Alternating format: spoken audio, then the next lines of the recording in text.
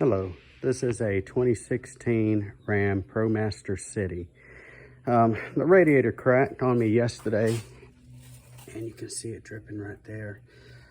So I decided to purchase a new radiator and I'm going to change it out. But unlike most vehicles I've ever worked on, it comes out of the bottom. The radiator fan, it's not too awful hard, it's going to take a lot longer. So let me just give you a few pointers here, and I already took a lot of it apart, but I thought I haven't seen a video like this, so I'll show you. So first thing you got to do is you got to jack it up, because the radiator's got to come out from the bottom. It doesn't come out from the top, because on most vehicles this part will unbolt and come up, but not here. It's just totally different. So what you have to do, you have to take the bumper cover off. And it's pretty simple. You're gonna have several of these right here. They're a Torx. And let me see. Here it is. It is a Torx 30, a T30. And I just used my drill at the highest setting, and it, was able to break them loose. And so you have 1, 2, 3, 4 on the top. And then, like I said, you're going to have several on the bottom. That's going to go right up to here. They come off pretty easy. And then after that, all you really do is you'll start here on the edge. Oh, by the way, you'll have some Phillips right here on the side and down here. Just take those off. And if you have the vehicle jacked up, you don't have to crank up the vehicle. The wheels will move. They don't lock in place. By the way, you just start peeling the bumper cover off and it'll just pop loose. And what you'll do here, you'll see that it clips. See those? The bumper cover just sits right there. So you just pop those loose and the whole bumper cover come off. And there it is over there. Pretty simple, actually. Now, the rest of this is a little bit more difficult. You're going to have these 16mm bolts. There's going to be 2 on this side, 2 on this side, 4 total. And then on top of that, you're going to have an Allen wrench. I'm not sure what size that is. That will go right up through there. You take those 3 out, 3 on the other side, and I'll just show you what happens here.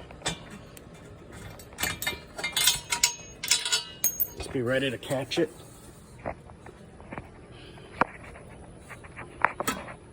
Just be ready to catch it and just set it off to the side. Try to keep your bolts together. There's the other one. Now this cover right here, it's an air dam. It kind of makes the air go to where it is needed. It's pretty simple. It's plastic. They pop into here. There's a little piece that you'll pop out and it'll pull out. It will break on you. I'll just go ahead and tell you that. So it's plastic. If it's been exposed to the heat, it's going to probably snap off, but it'll still go back up in there. And then, so you start removing these accessories. This is the part of the transmission. This is transmission, I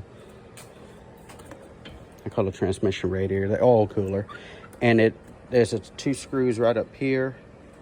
I think they're 8 or 10. And then it just comes right off, and just move that to the side.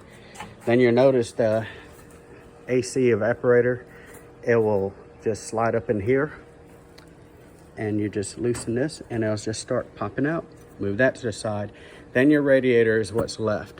And if you notice, once you remove that bumper, that cross member from the bottom, it just sits on it. So this whole thing is loose. So when I get this thing off and then remove the hoses, then I'll have to wiggle this out of here. Not too awful bad. Thought I'd just show you. It's not really scary or anything like that. I will go ahead and remove that the radiator fan, get that out of the way. All right, happy fixing. Now this is time consuming. I mean, I can change the radiator in my Kia van, that change an engine out in it now, or my Dodge, Caravan, and in about 15-20 minutes. Oh, not here. Once you get everything off the radiator, there's yet 2 more bolts you've got to release. And one right here and one up there. So you're gonna have to take the lens off, because the radiator actually sits into these brackets. And the only way you can get those brackets off is by removing the headlights, lens, and removing those 3 10 millimeter bolts.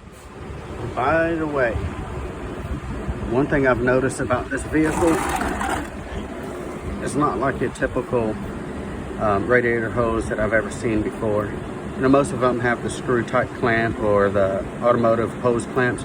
Oh no, not these. They have these little wonderful things. Get a better shot of it up here. I don't know if you can see that. You can zoom up. Yeah, you're not going to get that off. So, without damaging it, of course. So this thing,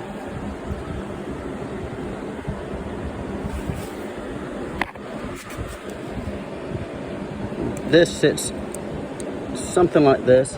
You take a screwdriver and pull it out, and then you will get this and push it off, and you'll be able to get the hose.